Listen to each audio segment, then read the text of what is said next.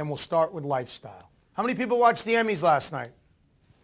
Nobody raised their hands. That is a product of a couple of things. Me personally, I will tell you, I never missed the Emmys, but last night the New England Patriots here in New England were playing, and I do the post-game show on a local radio station, WEEI, so I was more focused on Patriots fans who were in a happy mood. They wanted to rip their team because they gave up too many points and didn't get to see the Emmys. But I did read all about it and hear about it, and I'd love to hear from you if you did. It's also a product of that everybody in that newsroom, if you add up their ages, are all combined younger than me, and they watch things online now, so they were probably chatting about the Emmys while not even watching them. Here's what I need to tell you about the Emmy Awards, and if you watched it, you know. Modern Family is a hit.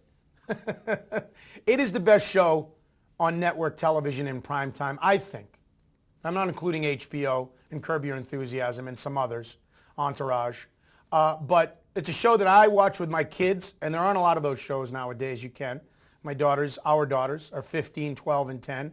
And we watch Modern Family all the time. Well, last night at the Emmys, the 63rd Annual Primetime Emmy Awards, hosted by Fox, held in Los Angeles, Modern Family came away with 5 more Emmys. Now, when I grew up, it was Cheers. There was also MASH. Modern Family, after only 48 episodes, is the modern-day sitcom that dominates everywhere.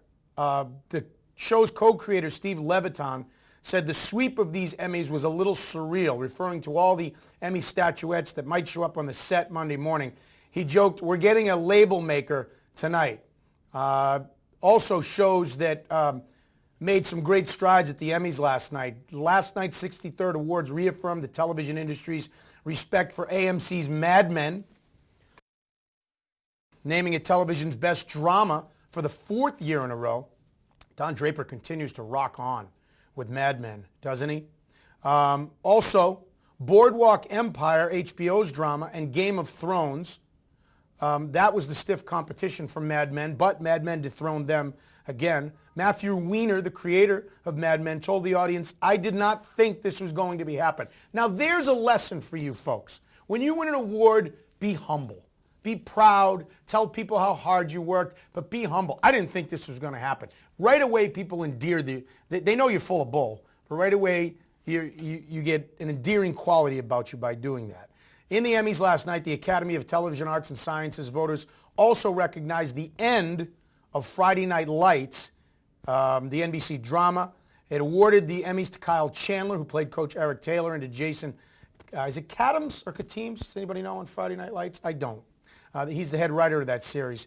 But Modern Family was just dominated. It is still going strong, only after a couple of years, and the characters are just phenomenal. Sofia Vergara is really starting to cash in now. There's Phil, of course.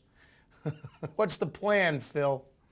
So the Emmys were all about Modern Family, except for one other fact. The Emmys last night were also about Alec Baldwin, or the lack of Alec Baldwin. Jane Lynch was the host. Jane Lynch, of course, you may remember from the hit show Glee, primetime show on Fox, but also from the movie 40-Year-Old Virgin with Steve Carell. She was the store manager in the electronics store. She is a true character. But Alec Baldwin pulled out of the Emmys after a joke that he made in a pre-taping about Rupert Murdoch was cut by Fox. I'm reading from a story in Inside TV with James Hibbert and Lynette Rice, and they say that on Thursday, Baldwin had tweeted, we'll show you this tweet, "I did a short Emmy pre-tape a few days ago. Now they tell me News Corp may cut the funniest line." The funniest line for him was a joke that he made about Rupert Murdoch, and Fox was apparently uncomfortable. The joke had to do with the much publicized phone hacking scandal that's been going on around Murdoch. They had it cut from Baldwin's script when Inside TV and Entertainment Weekly talked to Fox. The network was very clear that the decision to cut the joke was made at the Fox level, not by anyone at News Corp.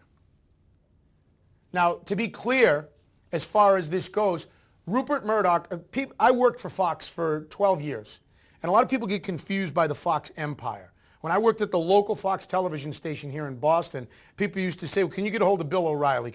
It's all the Fox family. But understand a couple of things.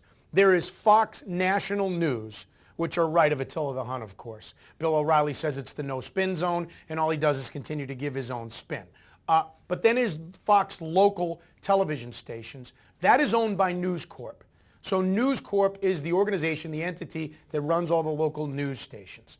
And they feed also the Fox feed out of New York and all that stuff. And of course, Rupert Murdoch owns the world and has come under a lot of scrutiny lately. So Fox is very leery of things being said about him. So Alec Baldwin was cut out of the Emmys. Interesting story with the Emmys last night. So couple of tweets about Jane Lynch. Thank you. Sorry, I drew a blank today. A couple of tweets, people talking about Jane Lynch and her job at the Emmys last night. Some say she did a good job. A few others were critics. Jane Lynch has had one good joke in almost 3 hours of hosting. That, I would say, was not a compliment for Jane Lynch, correct? Okay. Here's another one. My new favorite comedian, Jane Lynch. Smart, funny, honest, beautiful. What a nice change for hosting. That is true. The Jon Stewarts of the world, the Robin Williams, are always hosting major events. Nice to have a woman hosting events. Girl power, as my girls would say. Jane Lynch for the win. Sports fan there, sending that out. And those are some of the tweets in for Jane Lynch in for support.